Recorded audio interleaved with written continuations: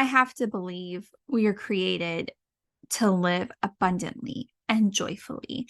And yes, our mess can become our message, and we can serve and inspire others through our hardships. But how much more can you serve and inspire others and love on them? And this is something I believe each of us is called to do.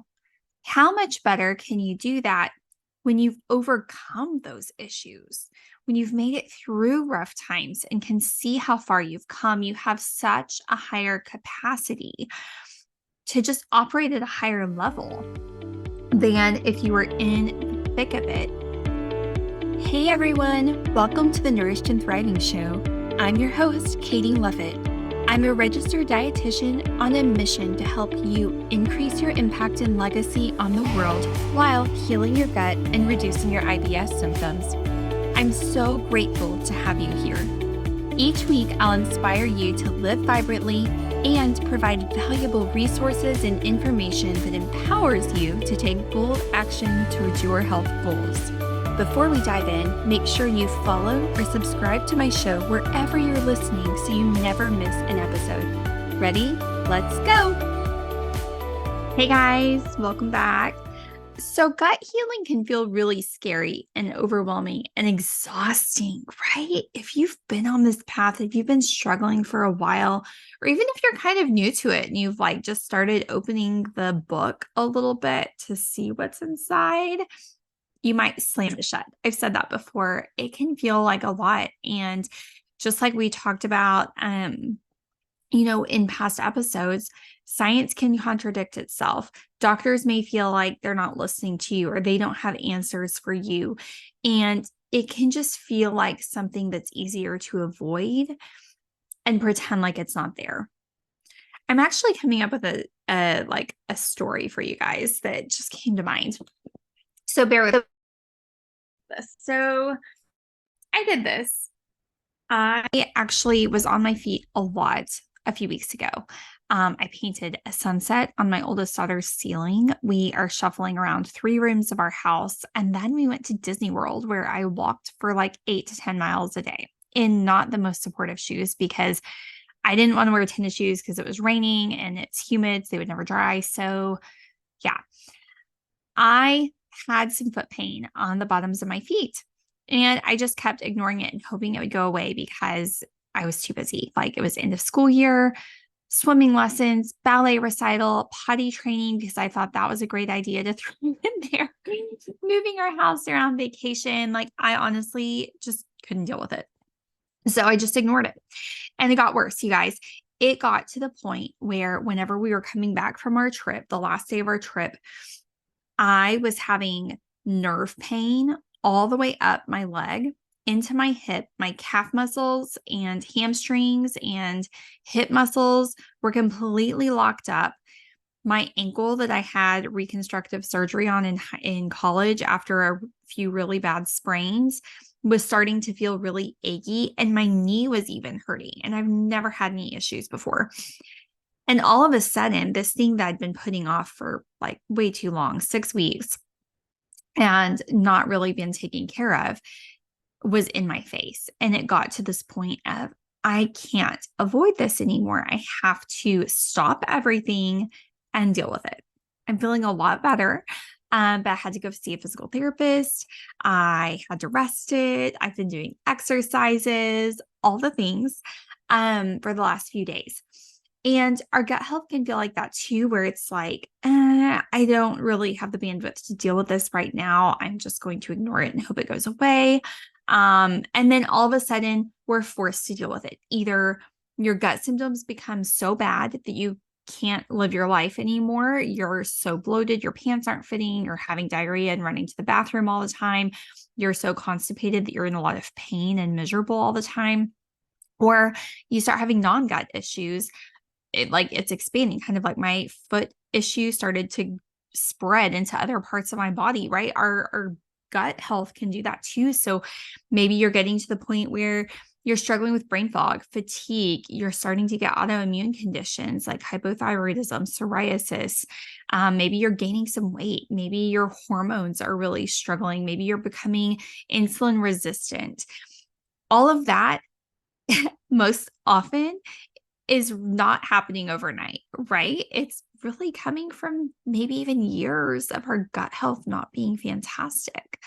Um, and so while gut healing or addressing the problem can feel exhausting or feel like an annoyance or feel like something you don't want to do, I would argue that not addressing it when it's just limited to your gut and something that you can ignore comes at a much higher cost.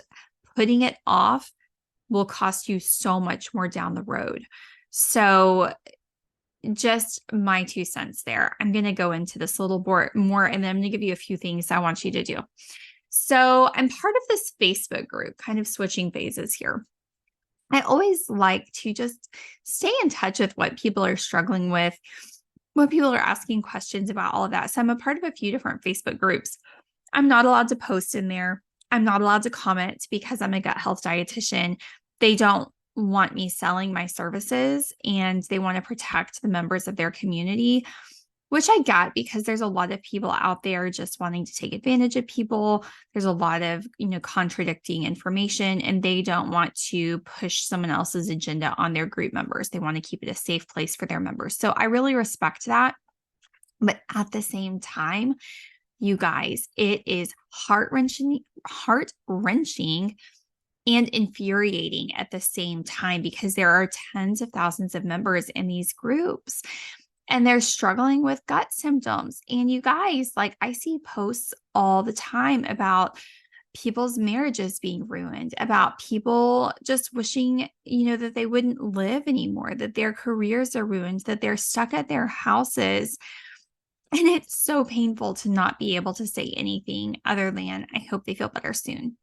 I could help them so much and I'm not allowed to. But if you're listening to this podcast, I can help you.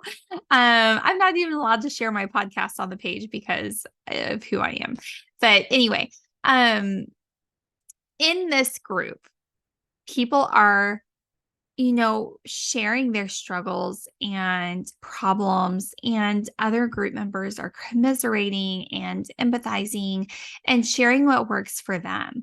And, I think that's wonderful for them to have that support group, but it can't just stop there. So if you are in one of those groups, if you are even, having your own group of friends or family who are supportive, and like trying to help you, but they're not experts and they're just providing like symptom relief suggestions, I really encourage you to dig deeper. And then I'm going to go back to what I was talking about earlier about non-gut symptoms that are coming up over time. So we see all these people struggling with IBS, like so many people in the United States are struggling with chronic gut symptoms.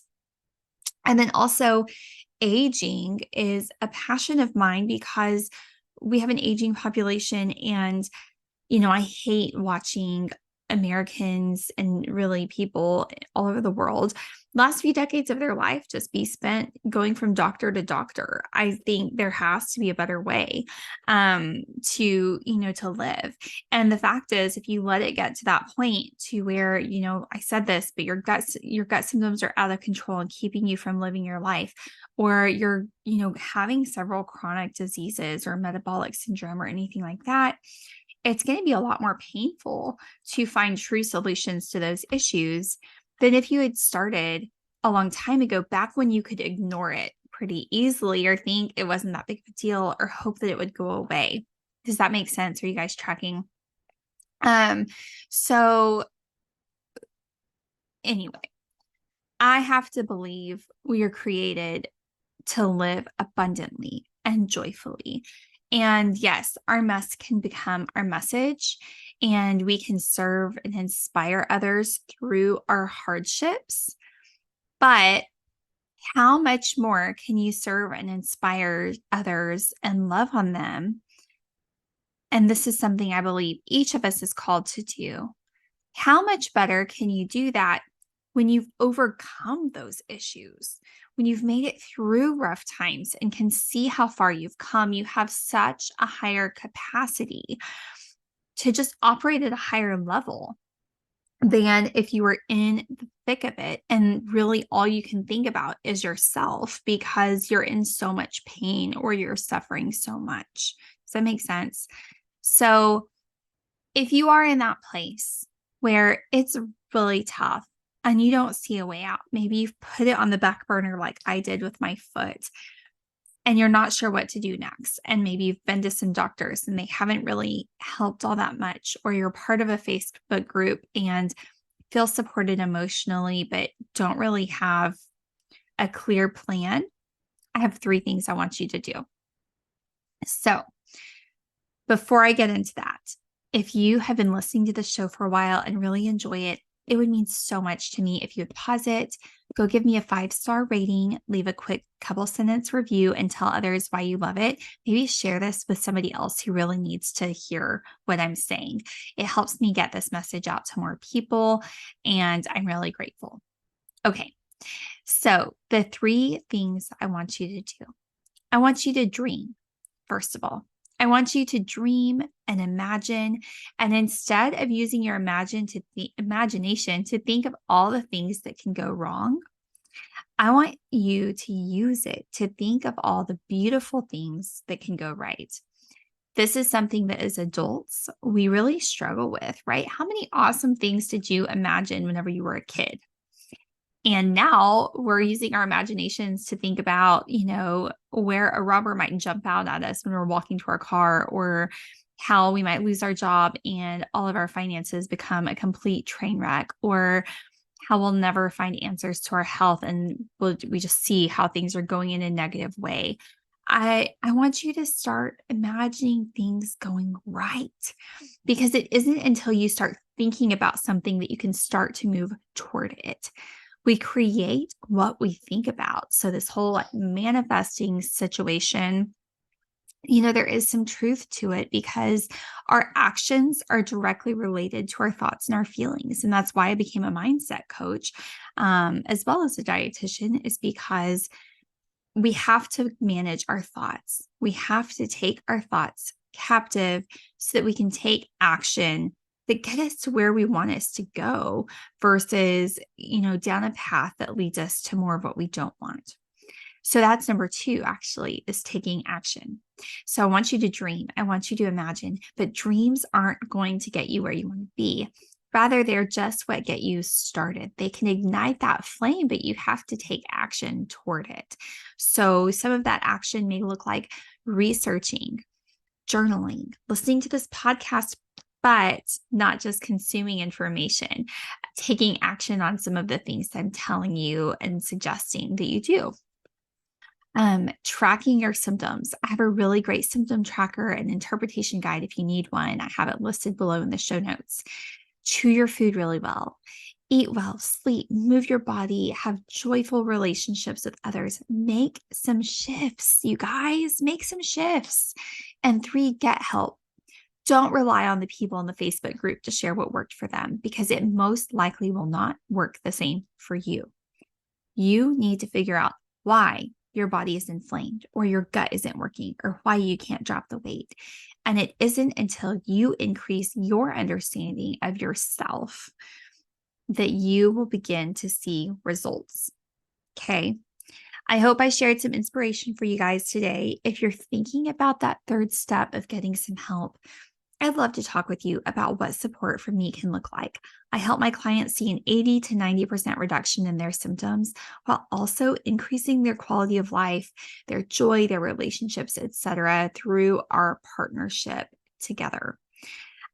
Because health without a joyful life is not really beneficial to anyone, right? The whole point is the impact that you can have on others, the relationships you can have on others because of your health. So that's all for today. We'll talk soon. Thank you so much for listening to the entire episode. I hope you are feeling inspired and empowered to take bold action towards your health goals. If you enjoy what you heard, don't forget to follow my show so you never miss a new episode. And it would mean the world to me if you left me a review so others knew what to expect from my show. Last, get in touch. Let me know what bold action you're taking. Let me know how you're inspired. Follow me on Instagram at the_healthygut_dietitian. I've put a link in my show notes for you so you can simply click and follow. Come say hi. I respond to all my messages and I can't wait to get in touch.